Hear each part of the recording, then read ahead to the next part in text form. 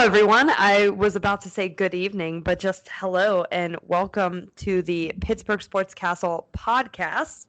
We are recording decently late here on a Wednesday night, and it is the day that I leave, the day before, I should say, that I'm leaving for Florida. So this is going to be a short and sweet episode. Wanted to get something out with some quick reactions to some news we got, and just some game action to kind of recap here. But I am not alone. I am with Shalene Hixon. Shalene, tell the people how you are doing, my friend. You know, Rachel, I am happy to be here, as always. It's always a good time doing podcasts with you, no matter how late it is. Or last second, too. Like, as I'm literally driving home, you're like, hey, you want to do a podcast tonight? I'm like, sure, why not? And here we are. That's usually how it works. We were supposed to have our friends Cody Flavel and Antonio Wolf to do a nice Pirates show, but they have some prior commitments that they need to take care of, and they are doing that. But we will get them on hopefully soon, hopefully after I come back from vacation. They have a lot of good stuff that they've been teasing to me about the Pirates, so definitely keep kind of an eye for that. But Shalene and I are pretty much kind of here for like a news and notes podcast. But before we get into the big three teams here in Pittsburgh, really got to shout out the University of Pittsburgh, some of their athletic teams for some really incredible accomplishments. And I'm going to start out with the women's volleyball team, who went unseeded into the NCAA tournament, and I don't remember up in the Sweet 16, but they provided upset in the Sweet 16, lost in the Elite 8 to Washington, but they put up a heck of a fight. They led it, I think, in the first two sets. So a big shout out to the Pitt women's volleyball team on just an incredible season, and know that this team will come back stronger and come back to compete and hopefully make it back to the NCAA tournament again. And another shout out as well to the University of Pittsburgh men's soccer team. They went to a title game with in the ACC with Clemson University. They did lose 2-0, but they did punch their ticket to the NCAA tournament, which is coming up. I believe it's going to be held in Cary, North Carolina. We're going to be, providing updates and little news and notes on Pittsburgh Sports Castle. But if you don't catch it there, be sure to follow the Pitt men's soccer account. They got some good stuff going on there. But just wanted to give a shout out to those teams and those student athletes who are clearly working very hard, not just in their studies, but on the court, on the field, whatever you might call it. So big congrats to them, and hopefully they do big things coming up. But Shalene and I are going to dive right into some news. We got news, I think just yesterday, correct me if I'm wrong, Shay, but yesterday the Pittsburgh Steelers announced that Mike Tomlin signed a 3-year contract extension to remain the head coach of the Steelers. He has been the Steelers coach for quite some time, like 2004? No, 2009 or something like that. But it's been over a decade at least, and Mike Tomlin is still at the helm. He's going to be here for another 3 more years, has a ton of success with the Steelers, one of the youngest winning head coaches to win a Super Bowl. Shalene, why do we both think this is a good idea? Because I know the two of us, and I know that's pretty much where we stand. Well, I can at least say I was definitely surprised to hear about this, because it kind of just, you can correct me if I'm wrong, but it kind of was just like out of nowhere. Like, my mom and I were having dinner at a restaurant, and we were just watching the sports channel on the TV in the bar, and all of a sudden on the little tick underneath it's like, oh yeah, Steelers re-signed Mike Tomlin. I'm like, oh, okay. I didn't even think it was a possibility. I will be honest, though, I was surprised that it happened before the season started, because I personally thought they were going to see how he handled this upcoming year and then go from there. But to extend him before the season even starts just reinforces the fact that the team itself has a lot of faith in him.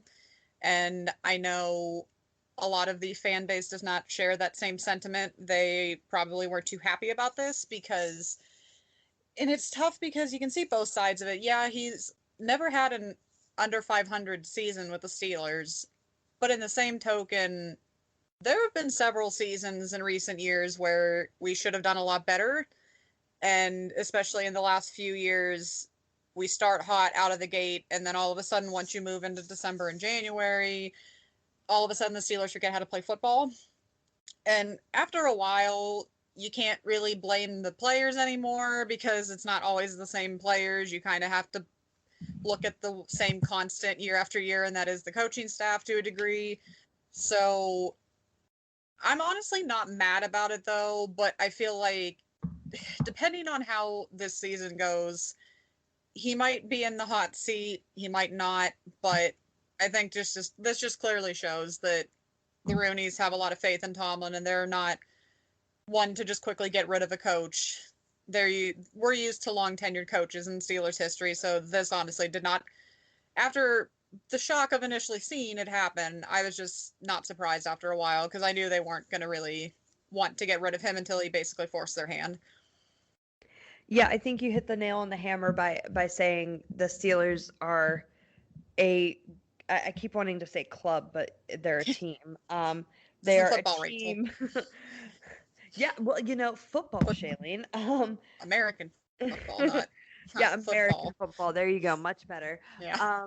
The Steelers have had 3 coaches in the last 60-ish years, and Yeah. Mike Tomlin is. I don't want to hear it, but Tomlin is coach.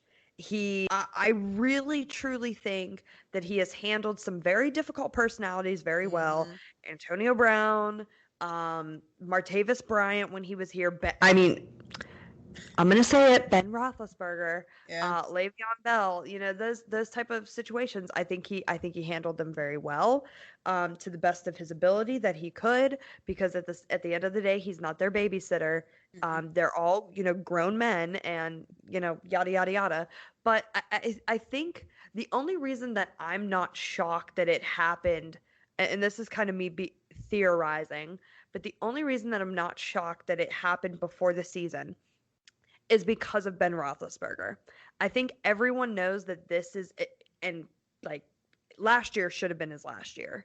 Oh yeah. But I think everyone knows that no matter what, this year is probably going to be his last year.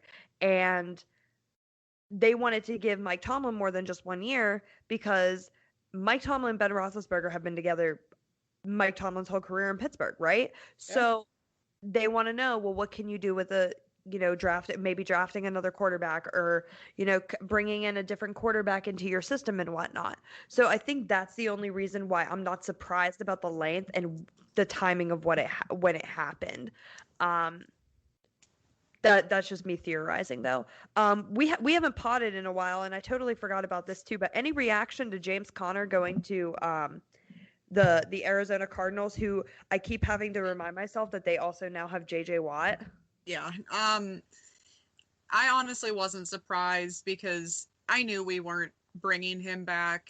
I mean, along with just the cap situation, obviously caused a lot of problems for the Steelers this offseason. I just think that Connor's a good player when he can stay healthy, and that's the operative phrase right there, is if he can stay healthy. And you can correct me if I'm wrong, I don't think he's had a full season yet. He's had at least an injury ever since he's been drafted. So, I mean, you need a healthy running back to have a good offense, and you also need an offensive line, but that's a whole other rant for another day. But I think it was just time, because the money he was going to want, we weren't going to give him. And, he got his money in Arizona, and good for him, but I just think it was time to move on, and who knows, we might get a running back in the draft. We might rely on Benny Snell and Anthony McFarland and Jalen Samuels. Is that a good idea? I'm not entirely sure yet, but like I said, you kind of need to have a good line to have a decent running back, so we'll see. But yeah, I think it was just time to move on with Connor, as much as I hate to say it. I think he'll always be remembered for, battling cancer, and he'll always be remembered for being kind of that hometown kid. He is only from Erie. So best of luck to him on this new journey. It's pretty cool to be teammates with JJ Watt. Now he can say he's been teammates with all the Watt brothers. So that's something that he has going for him. Moving away from the Steelers, what did we say we're doing next here, buddy? The Pirates, the Pittsburgh. Oh, the Pittsburgh Pirates. Tell me the pure chaos that's going on with the Pirates. How are they looking? And should I start singing High School Musical songs? I feel like regardless of what I say, you would still sing the High School Musical songs anyway. So I'll just say go for it. But I have to admit, I haven't been keeping up with the Pirates as much as I probably should, but I mean, they don't look bad. I think I remember hearing today they won the first of the doubleheader against Detroit since it got snowed out, rained out yesterday. They were playing a doubleheader. I don't know if they're winning in the second game right now. Last time I checked, they were losing, but I think they said after winning that first doubleheader, they've now won, I think it was either 6 or 7 of their last 10, which seems kind of surprising. But yeah, I mean, I feel like the problem is, though, you can have a great start to the season all you want, but if it doesn't translate to the end of the year, it's not going to really matter. And the Pirates have always been kind of notorious for going in hot to the All-Star break, and then the next thing you know, kind of like how the Steelers are, they kind of forget how to play the game. But who only knows, Rachel? Maybe I should start watching more. I don't know, but it's just it's very hard to try and be a fan right now, especially with all the shenanigans that happened this off season. The Pirates, at time of recording, it says on the ESPN app, final/7. Pirates are winning 3-2. So that's what's going on with the Buccos. I don't know what final/7 means, but I think they changed the. I think they changed the rules this year that if there's a doubleheader, it's just 7 innings instead of 9. It's just 7 innings. Yeah. Well, then that makes sense. I have really no thoughts and opinions on the Buccos, but somebody who, and I'm going to do a shameless plug here, somebody who does have really good thoughts and opinions is Antonio Wolf. He brought back The Wolf's Den, his column, lots of various different topics, really all about the Pirates. So be sure to check those out. We have a link to all of the articles if you just look up Wolf's Den on our site. We have a vanity URL for it. But Shalene, Rachael, this is kind of a segue into our next topic, but still kind of staying with the Pirates. Just how good is it to see fans back? I think it's really good. And I feel like as a player or a coach or staff of any capacity, I think you just need that fan, what's the word am I trying to think? Not going to say interaction, or yeah, I guess you could say interaction, or just like the feel of having fans back in the stadium, I'm sure is really fun. It kind of, I would think to a degree, brings the morale up a little bit, because it's like you actually can hear genuine reactions and not sounds just piped in through the PA system. And I'm glad you're not going to be mad at me for making that joke again that I made last time of they could barely get 7,500 fans there to begin with, but they're still going. They're still having a good old time, and you know what? Good on them. Hopefully they continue to at least play decently. But yeah, I think it's a really good thing having fans back, because I feel like sports is just not the same when you don't have fans to react to it. It's just, it's weird. I mean, since you love little segues in here, I even remember the playoffs last year for the Penguins, just watching them in the bubble with no fan reaction or whatever. I'm just like, what is this? This is strange. This is just weird. And same thing with the Pirates too. It's just like, it's just not the same. You need that fan noise regardless if it's booing or cheering or heckling or whatever, but it's just nice to have fans back. And I feel like the players and coaches and whatever would agree.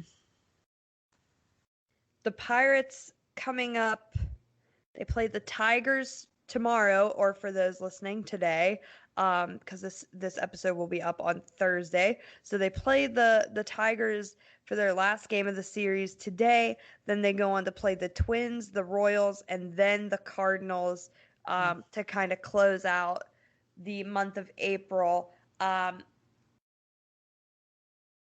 I know we're both kind of lacking on the Pirates front, but just from somebody who at least knows the sport better than me, what is something that the Pirates need to focus on to get victories?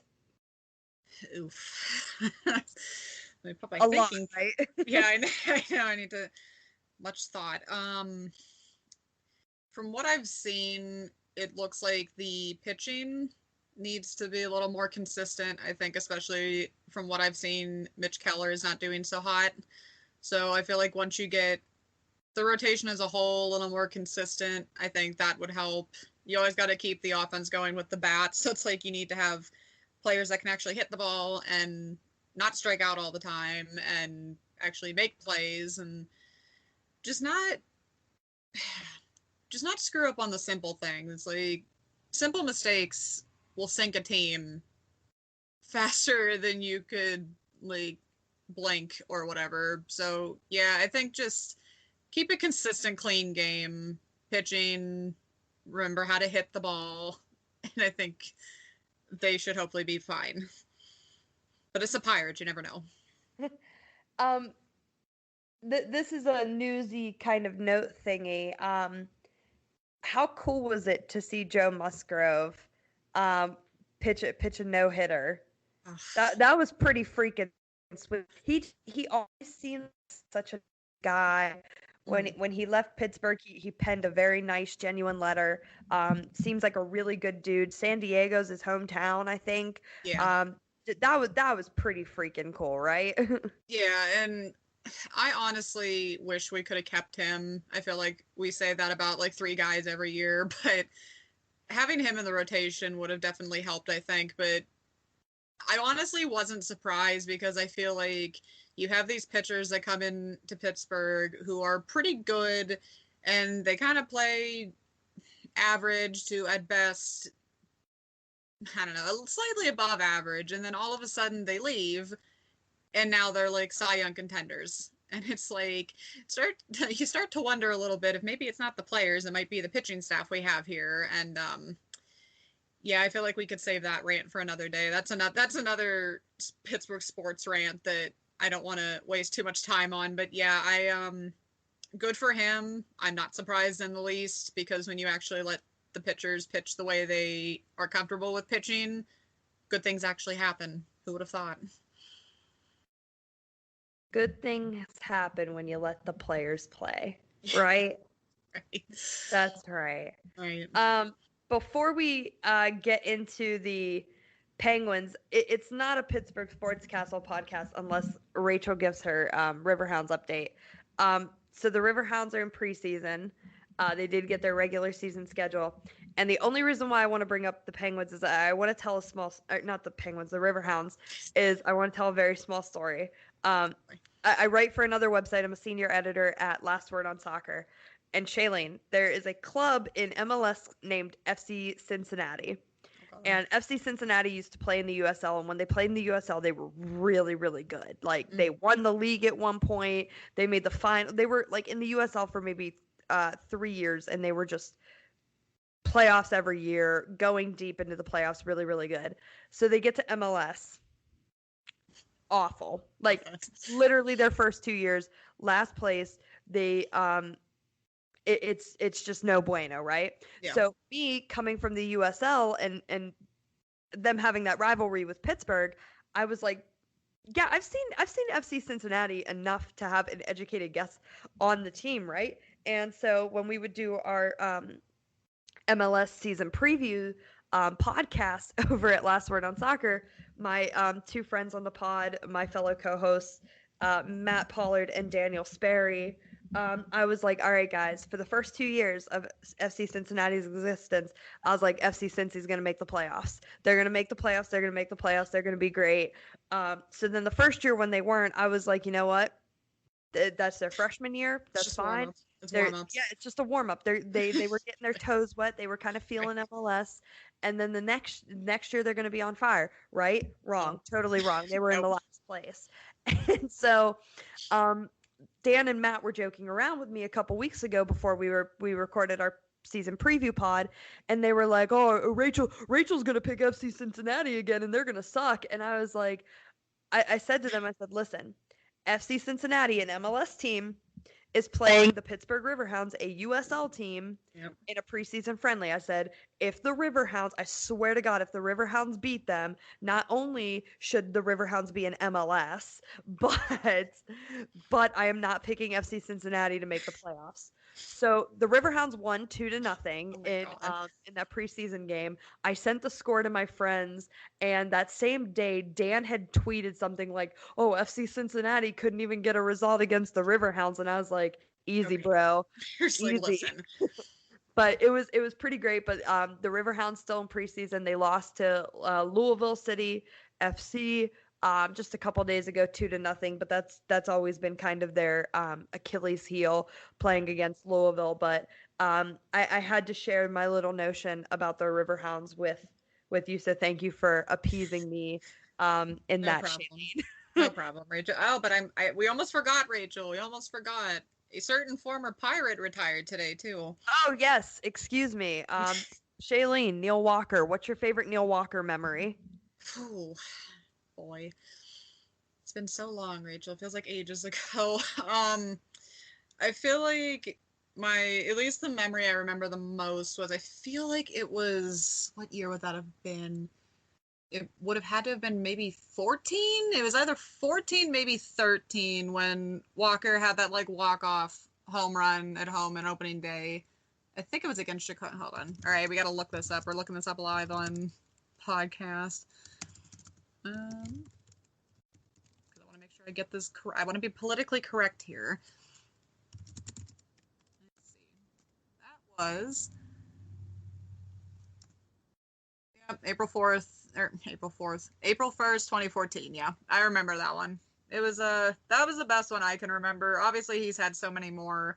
I know a lot of people hated to see him go because obviously he's a hometown guy and everything, but kind of like with Connor, I think it was just kind of his time to go because the amount of money he wanted was not what the Pirates were going to pay for him. Not even because they're the Pirates, because, I mean, they're the Pirates. It's just the fact that he had been so injury prone up until he left us that we just couldn't risk putting that much money into him, and it kind of paid off in the long run because I think once he left here, he just kept getting injured year after year, at least on a consistent basis. So, yeah, it's sucked to see him go, but I'm glad that he's retired and he seems at peace with it, and he seems to not have any regrets. So, yeah, good for him.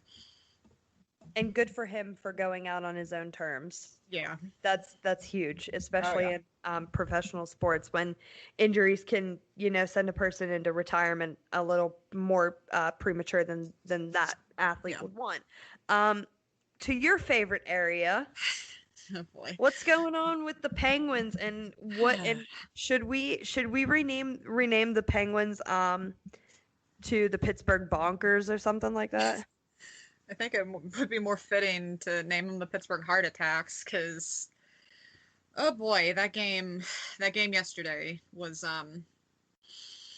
something else. I think every Penguins fan in existence would agree that we got very lucky to not even just win the game in general, but win the game in regulation, and let's put it bluntly, escape with 2 points in regulation, because with the way they were playing going into that third period, you would have thought, a reasonable fan would have thought, oh, well, we're up big. We'll be fine. There's no problem. We got this. But a Pittsburgh fan, on the other hand, at least occasionally cynical fan like myself, was like, I do not like this, because if Penguins fans remember correctly, we had a game on March 4th, last month, against the Flyers, and fans will remember that was the game where we scored 3 goals in the first 4 minutes of the period of the game and blew the lead and lost 4-3. Gave up 4 unanswered goals. So to see the Penguins go up as big as they did in the first period, literally to have, what was it? I think it was 5 goals going into the first period. I'm trying to look it up right now again just to make sure. Going 4-0 into the first period, or into the first intermission. Then to go into the second intermission up 6-0. Then to win the game 7-6. To give up 6 goals in the third period, I have never seen anything like it. It was horrifying. I think embarrassing is also a good word. I know that sometimes the Penguins have a penchant for letting their foot off the gas, but I wasn't expecting them to throw on the emergency brake at the same time, because that was probably the worst period of hockey I have seen in quite some time, and that's saying something. And believe it or not, according to this lovely little infographic or tidbit from ESPN, the Penguins are the first team in NHL history to win a game in which they were outscored by 5 goals in the third period. Entering that game, NHL teams were 270-0 in the regular season and 0-9 in the postseason when they were outscored by 5 goals or more in the third. And you know what? Leave it to the Penguins to be the first team in 271 games to actually do it. It was ugly. It was ugly. Like, all of a sudden the defense... But they don't all gotta be pretty. But still, you gotta at least not give the fans a heart attack like that. I mean, there were some goals that the defense just gave up on, but in the same token, some of the goals Jarry had no business letting in. Like, that very last goal, I get the goalies want to try and score empty net goals. It's like a thing for them. He had no business getting out of the net to do that, and then literally 2 seconds later, it's in the back of the net, and then all of a sudden, they're 1 goal away from tying the game. It's just like... Jarry and the Penguins just lost their minds in the third, and I just hope they don't do that tomorrow, or I guess technically it would be today. If I were Sullivan, I would not start Jarry tonight, though. He needs a break. He needs a mental break after that. I wanted to say something, but I will not say it because this is a children's show, so I will keep it PG. It was a mess. Children's show. It was a mess. 6 goals allowed. Yikes. Yeah. So the Penguins. Yes. What do they need aside from maybe changing up the goaltender? What is something they need heading into their next slew of games? Well, besides, giving up 6 goals in a period, that would probably help. I feel like just in general, because it's a recurring theme, like we talked about this before the podcast, it's a Pittsburgh sports thing, Pirates aside, because they're the Pirates, but it's something with the Steelers and the Penguins when they go up big or go up big early. They all of a sudden are like, oh, well, we can just hit the snooze button on the rest of the game. We'll be fine. And I thought that going up 6-0 into the second period, we finally broke that curse, because usually we start letting the other goals in earlier than that. But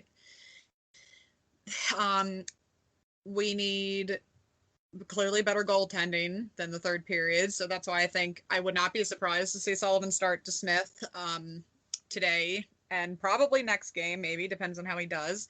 I think just the team as a whole shouldn't be so sloppy. Stop making stupid mental mistakes. I think just the general consensus is just stop letting your foot off the gas. Like I said, you don't slam the emergency brake either, because that almost just cost you 2 points that you could possibly need to jump the Islanders or the Capitals in the standings in the East. You can't afford to blow games like that, especially at this point when there's barely a month. Actually, I don't even think a month left. I think there's like a few weeks left in the season. I think the last game's May 8th, I think. So you don't have a whole lot of time left. You can't afford to give up precious points like that. Even if we would have went to overtime, yeah, we got 1 point, but you still gave them another point. And yeah, Jersey's out of it, so it's not gonna really matter for them. But if we're not picking up 2 points a night on a consistent basis, especially when the Capitals and the Islanders keep winning. The next thing you know, we're going to be jumping, especially if Boston keeps winning too. The next thing you know, you're going to blink and we're going to be just barely making it into the playoffs or missing. So it's like they can't keep doing stupid stuff like that. They just have to play smarter and not hit the snooze button. And yeah, I feel like I always have to say this at least once or twice a year because I always have games like this, and at least get it out of your system before the playoffs, I guess, because it's a little tougher to do that in the playoffs and rebound, but boy, that's all I have to say. The expert coaching advice of Shalene Hixon, everyone. Thank you. I'll be here all week. You will. I won't. Lucky. Do you have any final words as we wrap up our show tonight, my friend? You want to shout yourself out on Twitter? Well, if you insist.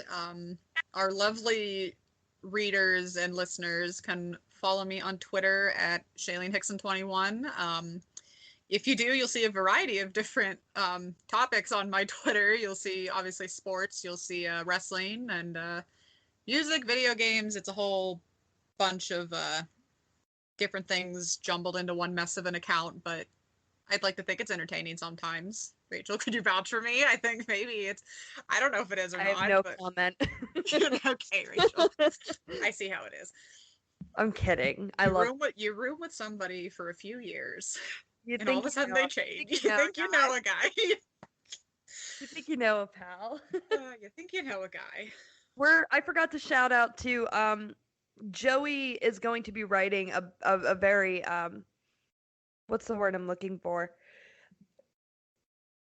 A very nostalgic piece about Neil Walker's retirement coming up soon, so be able to be sure to check that out.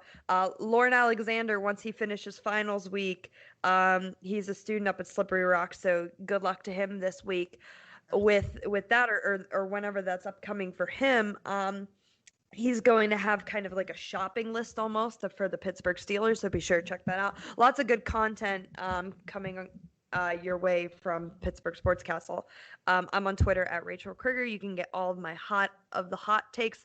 You can get me yelling about the Super League because Europeans are trying to ruin soccer, which I never thought actually, Americans going over to Europe and having money are basically trying to ruin soccer. That's a rant for another day. I'm not going to get onto that.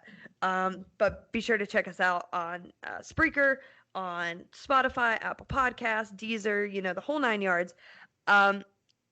I want to end the show kind of in a very serious but cheerful kind of note.